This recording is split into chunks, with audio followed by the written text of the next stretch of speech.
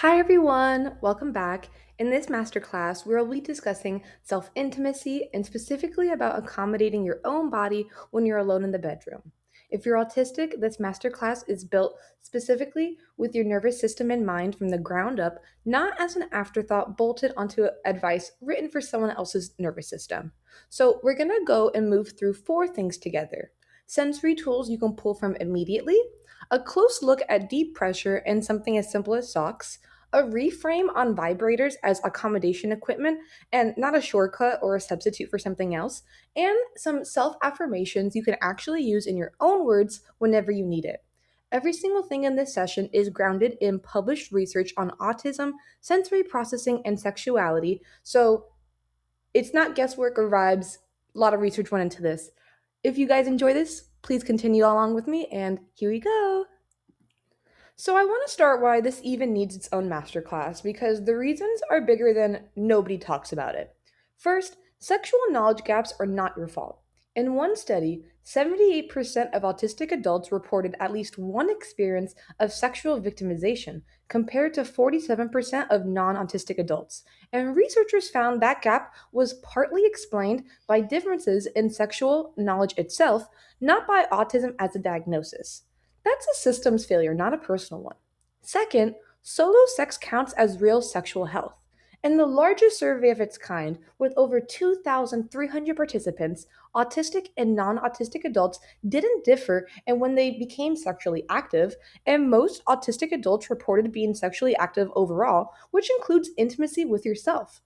Third, sensory differences shape arousal directly, not just your mood going into it. About a third of autistic adults report arousal or lubrication difficulties tied to sensory processing, and in one recent study, two out of every three autistic women scored above the clinical cutoff for sexuality related distress. That's a sensory and physiological reality, not a willpower problem. And fourth, accommodating your body isn't a workaround you settle for, it's the standard that research is pointing towards. A systematic review of autism and sexuality research found that treating access needs as optional instead of as a baseline is part of what leaves autistic adults underserved in the first place. And that underserving starts early. Formal sex education for autistic students is still inconsistent across school systems when it happens at all. So if you're catching up on some of this now as an adult, that's the system's timeline, not a personal failure to keep up. Before we go any further, I'd like to open up the definition because most of the language around this topic is way too narrow. Masturbation is one piece of self intimacy, but not the whole thing. Many autistic adults describe learning about their own arousal and bodies later in life, and through trial and error, rather than through any formal instruction. So if you feel behind, you're actually describing a very common pattern, not an unusual one. And here's what counts. Body scanning counts, just noticing what feels good today with no goal attached, even something as small as running a hand along your own arm to check in with your own skin. Sensory play counts, textures and pressure and temperature explored just for the feeling of them, with no requirement that it leads anywhere else. Comfort touch counts, self soothing that may never turn sexual at all, whether that's holding your own hand or pressing a palm flat against your chest. Masturbation counts, with or without orgasm, as the finish line, because a session that ends in neither still did its job if it felt good in the moment. And rest and afterglow count too. The wind down is part of the experience, not just what happens after the experience is technically over. None of these need to happen in order, and none of them need to happen every single time for the time to have counted as real self intimacy. I want you to think of your sensory toolkit in six categories and treat this like a menu, not a checklist you have to complete in order. Pressure, weighted or compression items, or even just a firm hand, ground your body before and during touch, working through the same mechanoreceptor pathway that a deep hug uses on your nervous system. Try a weighted blanket over your lap, a firm self massage before you start. Texture, fabric, sheets, or skin safe materials that feel good on purpose, not just whatever happens to be within reach, because the wrong texture can pull you right out of the moment. Sound, white noise, music, or full silence, whichever keeps your nervous system settled instead of scanning for the next unexpected sound. A fan, a looped playlist, or earplugs all work here. Light, dim, dark, or bright, Pick whatever keeps you present instead of on alert, and know that flickering light in particular can be genuinely dysregulating for a lot of sensory systems. So, a warm lamp instead of an overhead light can make a real difference. Temperature, a warm room, a cool sheet, a heating pad, small adjustments that change everything if you run hot or cold more intensely than most people do. And rhythm and pacing, steady and repetitive, or slow with pauses, your pace doesn't have to match anyone else's, including a partner's, or whatever you've seen modeled elsewhere. Try setting a timer for longer than you think you'll need and then ignoring it completely. So let's talk about one tool specifically because it's simple, it's cheap, and it actually works. Deep, steady pressure calms your nervous system through your skin's mechanoreceptors, the exact same pathway a firm hug uses. And it does this before any of it even reaches your genitals, which is important because it means the calming effect starts working on your whole body first. In a UK survey of autistic adult sensory experiences, one participant described wrapping herself tightly in a blanket or having her partner lie fully on top of her purely for that grounding weight. Nothing sexual about the description at all, just regulation. A snug pair of socks gives your feet that same kind of input. Weighted socks work if you happen to have them, but honestly, a plain pair with a tight, even knit does the job too, so there's no need to buy anything specialized to try this tonight. Keep enough give that your circulation isn't cut off. Snug is the goal, but not tight enough to hurt or leave marks. And this isn't just anecdotal from one person's experience blown out of proportion. A Swedish study followed 85 children and adults with ADHD and autism who had been prescribed weighted tools and found real, measurable improvements in falling asleep, relaxing during the day, and easing into both morning and evening routines. Here's how to actually try it. Put the socks on before you start, not partway through, so your body registers the pressure before arousal even begins building. Then notice afterwards whether it helped and adjust the weight or the fit next time based on what you noticed. It's a small experiment that you could just do with yourself, and the research shows that it could have lasting results. Okay, let's talk about vibrators. First, they solve a real sensory gap.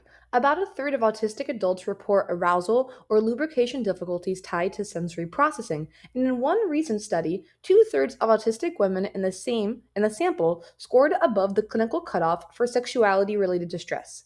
A vibrator gives your body clearer, more direct input to work with, which matters when your baseline sensory input is already different from what most instructions assume. Second, they can be calibrated, which is a generally underrated feature. Variable speed and intensity mean you can dial stimulation up on a hyposensitive day or down on a sensitive one, instead of guessing and hoping your body cooperates with whatever you happen to try. Third, they cut the executive function load significantly. There's less mid arousal decision making, less second guessing your own technique in real time. You set it and you let your body do the rest instead of having to manage the entire process manually while also trying to relax. And fourth, here's what to actually look for if you're shopping for one. Simple, single button controls reduce cognitive load mid use, so you're not hunting for the right setting while you're trying to stay present. Body safe silicone is easier to clean and gentler on sensitive skin than cheaper materials. And a lower price point makes it easier to try more than one until something actually fits your body and your sensory preferences, instead of committing to one option and assuming it has to work. Start on the lowest setting and adjust from there. So, this is one of my favorite slides of the presentation because I love debunking myths and talking about what people assume versus what's actually true. People assume masturbation should look spontaneous, like it's supposed to just happen naturally in the moment. What actually helps is a routine or scheduled time because that removes the executive function barrier of figuring everything out on the fly. People assume using toys means something is wrong with you or that you couldn't do it the real way. What actually helps is remembering toys are accommodation tools, exactly like any other assisted device you might use in any other part of your life. People assume arousal should happen quickly, almost on command. What actually helps is knowing a slower arousal timeline is common and valid, not a sign that you're broken or somehow failing at this. Next, people assume setting up your environment first is overthinking it or stalling. What actually helps is understanding that adjusting your lighting, sound, and pressure is part of the process itself, not a barrier standing in front of it. And people assume that needing more time than other people seem to need means something's wrong with you specifically. What actually helps is recognizing that a slower pace reflects a real, documented sensory profile difference and not a deficit that needs fixing before you're allowed to enjoy yourself. On this slide, I create a couple different self affirming statements that you could say to yourself, and you can either say them out loud or in your head. So, I'm allowed to use tools that make this easier for my body. Tools are accommodations, not admissions of failure, the same way glasses or a cane would be in any other context. I don't have to feel turned on before I start. Touch can come first. Arousal can follow physical touch just as often as it precedes it, so waiting to feel ready isn't a requirement.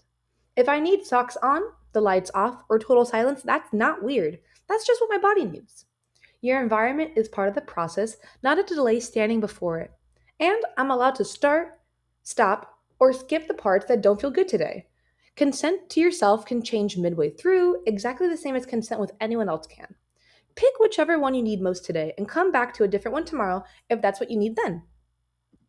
Lastly, I always like to recognize a few common pitfalls that could happen when you try to put all of this into practice. So, waiting to feel in the mood before you start, when arousal can just as easily follow touch as come before it, meaning starting doesn't actually require wanting to yet. Treating tools as a last resort when reaching for a vibrator, socks, or a weighted blanket from the very start is proactive, and it's not a sign you failed at doing it the normal way.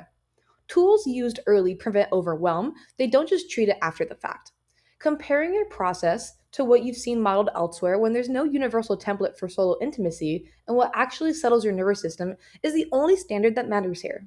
Skipping the wind down afterward when that sensory downshift time matters just as much as the buildup did, so give yourself the same room to land that you gave yourself to start. And assuming your needs should look like someone else's, even another autistic person's. Even another autistic person's sensory profile isn't a template for yours specifically. What settles your particular nervous system in this particular moment is the only research finding that actually applies to you.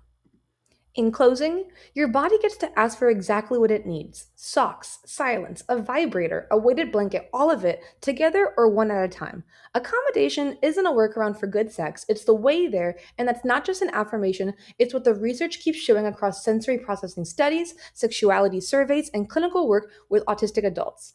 As stated previously, every claim in this session was grounded in peer reviewed research on autism, sensory processing, and sexuality, and the full list is right here on this slide if you want to read further. I am so grateful for anyone that stayed for this. I know this is a little bit of a longer talk, but I think that this subject is really important. And please continue following my page and give me any recommendations on topics you'd like me to discuss. And I hope you have an amazing, amazing day. I hope this was helpful. And please give me any and all feedback. Thank you guys so much and see you soon. Bye.